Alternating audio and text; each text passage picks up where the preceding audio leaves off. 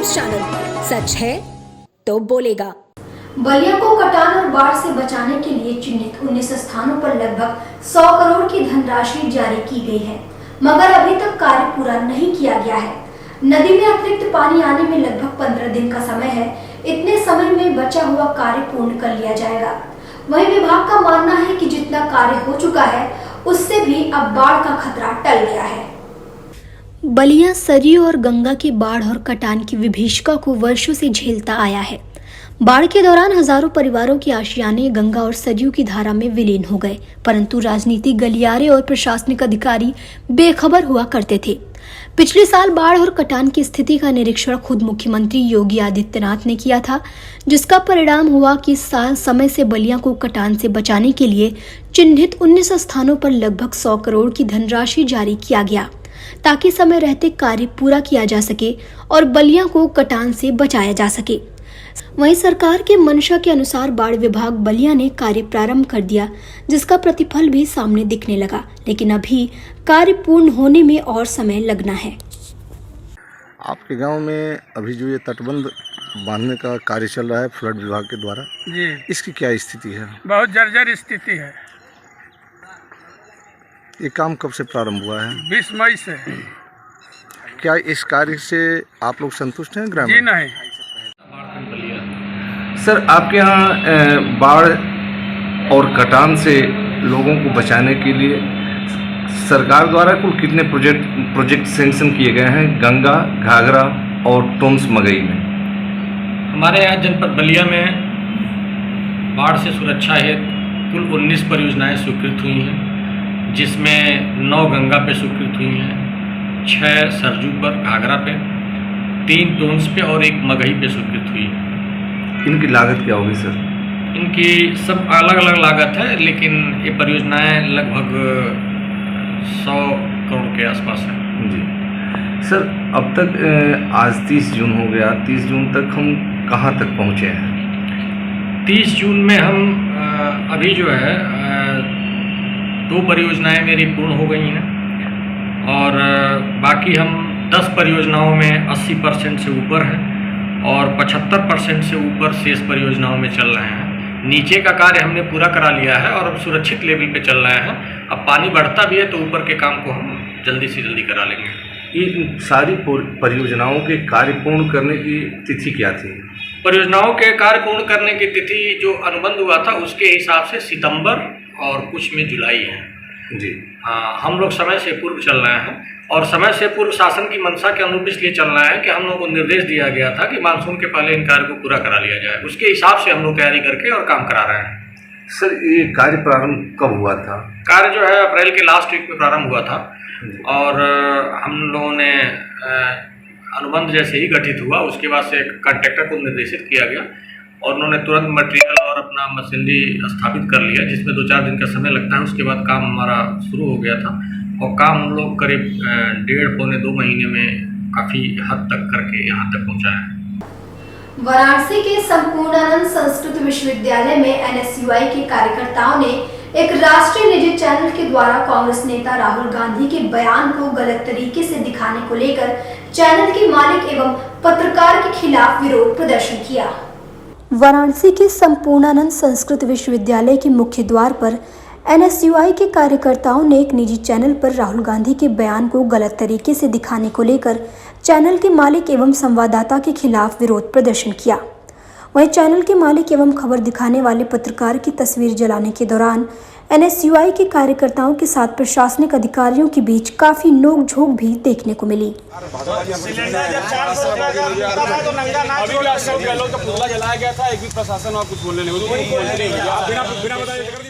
जी, जिस तरीके से SIF वालों ने राहुल गांधी के वायनाड कार्यालय पे तोड़फोड़ किया और राहुल गांधी जब कार्यालय जाते हैं तो वहाँ कहते हैं जो SIF के लोग बच्चे हैं, मैं उन्हें माफ़ करता हूँ और उनकी गलती मैं माफ़ करता हूँ। और जी न्यूज़ के एंकर रोहित रंजन ने उस न्यूज़ को कट करके उन्होंने डाला कि राहुल गांधी जो उदयपुर में कन्हैया लाल की जो हत्या की है उन हत्यारों को माफ़ कर रहे हैं। तो उसी के विरोध में हम लोगों ने गलत न्यूज़ फैलाने के विरोध में आज हम लोगों ने तस्वीर जलाने का प्रयास किया, पर प्रशासन ने हम लोग को मना किया कि आप संवैधानिक तरीके से धरना प्रदर्शन कर सकते हैं, तस्वीर जलाने के लिए मना कर दिया। तो आज उसी रूप में हम लोग यहाँ संपूर्ण विश्वविद्यालय गेट पे सभी छात्रों के साथ उतर के उनका विरोध प्रदर्शन किया है। और हमारी मांग यही है कि सुभाष चंद्रा जो जी न्यूज़ के मालिक हैं, लगातार फर्जी न्यूज़ जनता के बीच फैला रहे हैं और राहुल गांधी और कांग्रेस पार्टी का गलत न्यूज़ उठा के कटिंग डाल के गलत तरीके से चला रहे हैं। आज उन जनता से माफ़ी मांगे और बोले, उनके एंकर के द्वारा माफ़ी मांगने से कार्य नहीं चलेगा, जो उसका मालिक वो माफ़ी मांगे, बोले कि हमारी जी न्यूज़ गलत रिपोर्ट करती है और इसके लिए माफ़ मांगते हैं। हम लोग विरोध कर रहे हैं कि जो भी ये जी न्यूज़ की मीडिया है, रोहित रंजन जो है, ये क्या कर रहे हैं कि राहुल गांधी पे फालतू बयान बक रहे हैं और ये भाजपा की दलाली कर रहे हैं। तो मैं इनसे कहना चाहता हूं कि ये भाजपा की दलाली बंद कर दें। क्या है, किस तरह की गलती? गलती ये की है कि वायनाड का जो मामला उठा के इसमें डाल दिया उदयपुर वाले मामले में। तो मैं इनको कहना चाहता हूँ कि जितना फर्जी बयान देते हैं और फर्जी भाषणबाजी कर रहे हैं लोग मीडिया पे, कम से कम ये मीडिया पे भाजपा की दलाली और मोदी जी की कहाना सुना बंद कर दें। आज क्या किए आप लोग? हम लोग इनके चक्कर में यहाँ पे विरोध प्रदर्शन कर रहे हैं रोहित चंद्रा के जी न्यूज़ के। बस क्या मांग है आप लोग? मांग हम लोग ये है कि फर्जी न्यूज़ फैलाना बंद कर दें। चंदौली के धानापुर थाना क्षेत्र के अंतर्गत आने वाले महराई गांव के समीप एक पेड़ से युवक का लटकता शव मिलने के बाद क्षेत्र में सनसनी फैल गई। वहीं मौके पर पहुंची पुलिस ने शव को कब्जे में लेकर पोस्टमार्टम के लिए भेज दिया है। खबर चंदौली के महराई गांव की है, जहां एक पेड़ से युवक का लटकता हुआ शव मिलने के बाद लोगों के बीच चर्चा का विषय बना हुआ है। वहीं स्थानीय लोगों का कहना है कि नौकरी नहीं मिलने से युवक तनाव में था। वहीं मृतक के परिजनों का रो कर बुरा हाल है। घटना की जानकारी मिलने के बाद मौके पर पहुंची पुलिस ने शव को पोस्टमार्टम के लिए भेज दिया है, साथ ही जांच पड़ताल शुरू कर दी है। अभी बिहान 5:30 बजे जगली जगावल गल है, जगावल गल कि का कॉल इसमें से बात हो तो जगा के फिर भागल चल गल, तो बल्कि कहा बात हो गल, चली जे देखी जा। अब मौके पर कहीं जे देखी तब लड़का हमारे फांसी लगो। क्या कुछ बातचीत हुई घर में, परिवार में कभी होती? नहीं साहब, कौनो चीज कल ना फ्री फंड लगा। वजह क्या लग रहा है, किस वजह से इस तरह घटना बन? हमके ना पता है भैया का मतलब कारण रहा पैसे ताके लगे। जैसा बताया जा रहा है कि प्रतियोगी परीक्षा में 14 तारीख के पेपर मतलब कल कहनी तैयारी कर 10 दिन का कॉला लड़का से पूछ, तब वो का कॉला का संभाल मान। वाराणसी में आगामी सितंबर महीने में body building and fitness association के तत्वावधान में 7वां स्ट्रॉन्ग मैन ऑफ चैंपियनशिप एवं मिस्टर बनारस चैंपियनशिप का आयोजन किया जाएगा। वहीं इसकी जानकारी रमेश सेठ एवं सेक्रेटरी मोहम्मद अहमद ने संयुक्त रूप से मीडिया से बात करते हुए दिया। आगामी 4 सितंबर को Banaras body building and fitness association के तत्वावधान में स्ट्रॉन्ग मैन ऑफ चैंपियनशिप द्वारा 7वां स्ट्रॉन्ग मैन चैंपियनशिप एवं मिस्टर बनारस चैंपियनशिप का आयोजन श्री काशी गुरुकुल महाविद्यालय धूपचंडी में आयोजित किया जाएगा, जिसमें विजयी प्रतिभागियों को प्रमाण पत्र देकर सम्मानित किया जाएगा। इस दौरान जनपद के करीब 200 से अधिक प्रतिभागी हिस्सा लेंगे। ये 4 सितंबर को भी जिला स्तर पे एक प्रोग्राम हो रहा है, जिसमें बनारस के सारे जिम पार्टिसिपेट करेंगे।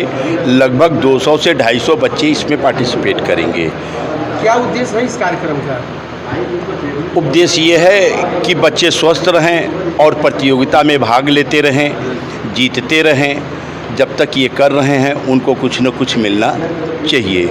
इसी के बाद जो है 7 जनवरी को हम लोगों ने यूपी स्तर से एक प्रोग्राम रखा गया है, जो कि यूपी पूरा प्रेजेंट करेगा। उसमें बच्चों का भी संख्या तो नहीं बता पाया जाएगा, मगर पूरा यूपी पार्टिसिपेट करेगा भैया। ये 7वां स्ट्रॉन्गमैन ऑफ बनारस हो रहा है। ये 7वां स्ट्रॉन्गमैन बनारस हो रहा है। ये बॉडी बिल्डिंग प्रतियोगिता रखी गई है। इसमें 8 ग्रुप होगा। 8 ग्रुप में प्रोग्राम कराया जाएगा। प्रति खिलाड़ी को इनाम में साइकिल दिया जाएगा। फर्स्ट सेकंड जो भी खिलाड़ी इसमें जीतेंगे उनको यह साइकिल इनाम में दिया जाएगा। प्रौद्योगिकी की अद्भुत दुनिया में आपका स्वागत है। भारत की पहली समर्पित नाव बुकिंग ऐप नावी के शुभारंभ की घोषणा करते हुए ये ऐप पवित्र शहर वाराणसी में लॉन्च किया गया है। नावी ऐप को निर्बाध नाव बुकिंग सेवा प्रदान करने के इरादे से बनाया गया है। नावी जलमार्ग लिमिटेड ऐप आधारित एकत्रीकरण और रियल टाइम ट्रैकिंग सिस्टम में अग्रणी है। कंपनी की स्थापना नवीनतम उपकरणों का उपयोग करते हुए नाव की सवारी सेवाओं की पेशकश करने की दृष्टि से की गई है, जिसमें प्रौद्योगिकी की मदद से सुरक्षा पर ध्यान केंद्रित किया गया है ताकि वाराणसी के क्षेत्र में और उसके आसपास के लोगों की यात्रा को सुविधाजनक बनाया जा सके और फिर सेवा शुरू की जा सके। शुरुआत में ऐप और सेवाओं को वाराणसी में लॉन्च किया जा रहा है, फिर अगले कुछ वर्षों में इसे पूरे देश में ले जाने से पहले उत्तर प्रदेश के कई शहरों में ऐप की पेशकश की जाएगी। नावी वाटरवेज वाराणसी के स्थानीय निवासी राकेश तिवारी के दिमाग की उपज है। उनकी दृष्टि वाराणसी और पूरे उत्तर प्रदेश के लिए ऐसे कई प्रौद्योगिकी संबंधी गतिशीलता के समाधान को तैयार करना है।